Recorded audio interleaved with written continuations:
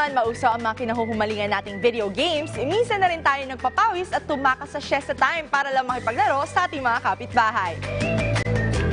Kaya naman, nagtanong kami sa social media kung ano-ano nga ba ang mga larong kaling namimiss nyo ngayon.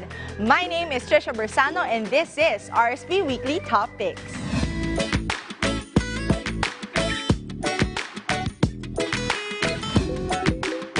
Number 5, Text. Ang maliliit na cards na ito ay usually printed with characters mula sa paborito nating cartoons o palabas sa TV. Maaari itong laruin ng 2 hanggang sa 4 na katao. Bawat kalaro ay may kanya-kanyang pamato. Isa itong odd-even game na kung saan ihahagi sa hangin ang mga text hanggang sa mahulog ito sa lupa. Tsa kapag ang pamato ay nakaharap at tube naman kapag nakataob ito. Number 4, Taguan. The typical hide and seek na kung saan may isang taya na magbibilang hanggang 10 bago simulang hanapin ang mga nagtatago niyang kalaro. This game comes with the music chant na kailangang kantahin ng taya bago niya simulan ang kanyang paghahanap. Number 3, Piko. Ito ang Philippine variation of the game Hopscotch, kung saan 2 lang ang kailangang material sa larong ito, chalk at pamato. Bawat manlalaro ay kailangan tumayo sa dulo ng box at ihagis ang kanyang pamato.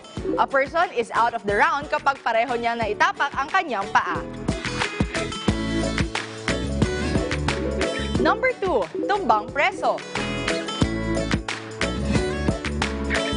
Also known as presohan, isa ito sa mga pinakapopular na larong kalye ng mga bata kung saan gumagamit ng tsinelas para patumbahin ang latang nakalagay sa gitna.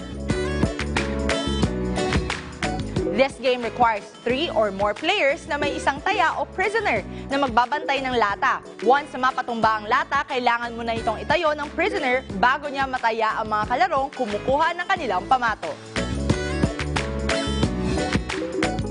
Number 1, Patintero. Claiming the top spot sa ating listahan, ang larong kalye na ito ang paniguradong makapagpapatagaktak sa ating pawis, ang patintero. Also called as halangang taga, this game is made for 2 teams with 5 members each. Isang team for attack o ang runners at isang defense team o taggers. Sa larong ito, kailangan tumakbo ng attack team along the perpendicular lines from the home base to the back end at dapat makabalik din sila ng hindi natataya ng defense team. Once na mataya ang isang member, taya na ang buong team. And that is our top 5 picks for this week. Abangan niyo po ang mga susunod nating poll questions through our social media accounts. This is Trisha Bersano for Rise and Shine, Pilipinas.